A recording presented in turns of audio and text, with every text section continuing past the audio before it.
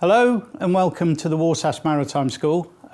Today we're going to be talking about life as an officer, and in particular we're going to be talking about life as an electrotechnical officer in the Merchant Navy. So, benefits for an engineer in the Merchant Navy, especially if on a cadet programme or graduate entry. You could get paid while studying. Most engineers who do our courses end up with a job at the end because engineers are in short supply. There's good salary options, okay, so our graduates tend to be well paid. You can travel the world, and also you can enjoy a good amount of paid leave. If you want to be an engineer, it's ideal that you have the following attributes.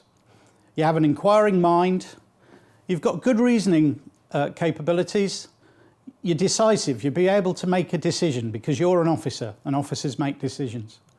You've got to be good under pressure because things don't always go well, so you need to be able to work under pressure. You need to accept authority and you need to delegate authority. You need a good sense of humour. You spend a lot of time on the sea with lots of people. You need to be able to get on with them. So you need to be able to enjoy life and have a good sense of humour. You need to be technically minded. You need to be able to take on responsibility. You need to own a task and get on and do it. You need to be a good problem solver, but you also sometimes you work on your own and sometimes you'll work as part of a team. So if you want to be an engineer in the Merchant Navy, you could become a marine engineer officer or you could become a marine electrotechnical officer. Ships now require specialised and highly skilled electrical experts, so that's where electrotechnical officers come in. Engineers have responsibility for a lot of equipment on board. So just some of the things that you're responsible for. You're responsible for the hull of the ship. You're responsible for making it go. You're responsible for the propulsion of the ship. We need to get electricity from somewhere, so you need to be able to generate your own. We've got electronics that control the communications and things like Wi-Fi. We need to produce all our fresh water. We need to produce all our hot water. So all of those things you need to look after. We need to look after the laundry, but we also need to look at the compressed air for the control tools, the breathing apparatus, the pneumatics on board the ship. We also need to look at the hydraulic systems for steering gear and cranes. We also need to deal with the sewage, the not so nice things about life we also need to look after. We need to get rid of all our rubbish. We're not allowed to throw it overboard, so we have incinerators. We need to keep our food fresh, and we need to keep our crew and passengers comfortable, so we also need air conditioning. We need to look after the lifeboats, and we also need to look after the fire and salvage equipment if necessary. As far as electrotechnical officers are concerned, they started off when the radio was first invented. They started off as the ship's radio officer. As time went on, they became experts in repairing the radio, and they developed an electrical knowledge and the ability to repair electrical circuits. As we got more equipment on board, more electrical equipment, more navigation equipment, those marine engineers that we've talked about had to have electrical qualifications as well. So we ended up with marine engineers with ETO qualifications. Now we have lots of passenger ships, and passenger ships tend to have high voltage and they also have electric propulsion. Because of that, we now need full-blown electrical engineers on board, which is now why we have the modern Marine Electrotechnical Officer, or ETO. As well as the equipment I've talked about before, ETOs would have responsibility for all the electrical and electronic equipment on board. They need to maximise the operational safety and efficiency of the vessel. We also need to look after the electrical generation and distribution. We need to manage complex diesel-electric propulsion systems and computer-controlled engines. We also need to look after the process control on board, and we need to monitor the instrumentation systems. As well as the communications on board, we also need to look after the electronic navigation, such as the radar. We also need to look after networking information between the ship to shore, so we need to look after things like Wi-Fi and network communications. We also need to detect fires and react to fire alarms. On board a cruise liner, we might be looking after the audio systems, digital screens and entertainment equipment. On a daily basis, we will be dealing with technical challenges such as fault finding and repairs, but some days we may just be changing a lamp or wiring a plug. If you want to enter a 3-year cadetship, our HND provision requires a minimum of 4 GCSEs, grade 9 to 4, but because we're engineers, we need mathematics, English and science, and that science should have a significant physical science content. If you want to enter and do a foundation degree, then you require a minimum of 48 UCAS tariff points, including a numerates subject plus GCSEs. If you want to enter our honours degree programme, you need a minimum of 104 UCAS tariff points, and that must include a numerates subject plus GCSEs. We also have a graduate entry for those who already have a degree. We can also look at entry from other suitable careers. We can also promote from a rating level within the industry. The new degree cadetship that we're offering a B.Eng in Marine Engineering or a B.Eng in Marine Electrical and Electronic Engineering. We started this in September 2021 and we're the only nautical college currently offering this programme in the UK. During your cadetship you'll do 2 C phases, you'll do all the short courses you require, but because it's a degree programme we require the higher entry level, which is anywhere between 104 to 120 UCAS points. It takes you from level 4 to level 6, which gives you 360 credits, and it provides you with direct entry at a later stage in your career to specialise at level 7 to achieve a law degree, an MBA, an MSc, or even entry into surveying and marine superintendents. During your cadetship, you have to wear Merchant Navy cadet uniform. You have to attend all your lectures. You'll complete over 450 hours of workshop skills training. While you're here, you need to pass all your exams and assignments, but you also need to manage your time and your social life. So, what type of vessels could you be working on? Okay, we have lots of oil tankers and bulk carriers. We've got LNG ships there, which carry huge amount of liquid gas. They're normally propelled by big 2-stroke engines. This particular one on the screen has got 6 cylinders, each with a bore of 600 millimetres. It develops about 18 megawatts at 105 RPM, but we also have smaller 4-stroke auxiliary engines to drive the electrical generators. As far as ETOs are concerned, we need experience of process control electrical systems that we use in explosive environments. You could work on a cruise liner.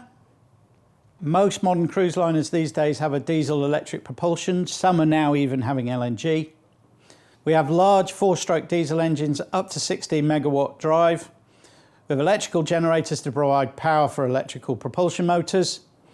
And these generators also provide the ship's power for hotel services, etc. ETOs and mechanical engineers work closely together. One day you might be working on the main engines, next day you might be working on saunas and washing machines. We've also got the roll-on, roll-off ferries. Roll-on, roll-off ferries typically are powered by 4-stroke diesel engines. Okay, so they're either going to be providing power for the propeller or providing power for the generators. Ro-ro ferries also have controllable pitch propellers. You could be working on a container ship. Container ships have the largest and most powerful diesel engines in the world. Emma Maersk, which used to be one of the bigger ones, had a 14-cylinder 2-stroke diesel engine. That had a 960 millimetre bore, and that could produce 80 megawatts. Emma Maersk has a prop shaft so long it needs electrical motors along its length to reduce the twist in operation. Currently, 16 cylinders, 1080 millimetre bore engines are on the drawing board for 100 megawatts, and those will be electronically controlled diesel engines. You could work for the Royal Fleet Auxiliary. They operate closely with the Royal Navy. They support the Royal Navy and they also supply naval vessels. On board an RFA ship, ETOs are classed as system specialists. If you want an interesting varied career, you could go on an offshore support vessel. Some of those have dynamic positioning control systems which are used to keep the ships in the same place, which you can imagine in the North Sea is quite a difficult thing to do. On board these ships, because they have small crews, ETO teams are very small, so there is a large degree of responsibility. And if you want a really good life, you could work on super yachts. Here at the Warsash Maritime School, we've got world-class training facilities. We've got our St Mary's campus, which is dedicated for cadet training. We've got the Seamanship Centre, which is a fully equipped facility allowing deck officers to undertake mandatory efficient deck handling training. We have the Simulation Centre, which was a £42 million investment. In there we have ship and port simulation. We also have engine room simulation. When you do your safety training, we have a pierhead at the end of the River Hamble, which we use for maritime safety courses. We also have a fire school which provides realistic and safe environment to learn how to fight fires. We also have marine engineering workshops which are purpose-built, fully equipped for teaching, where we teach marine engineers the use of marine tools, we teach them how to weld, but we also teach them electrical maintenance.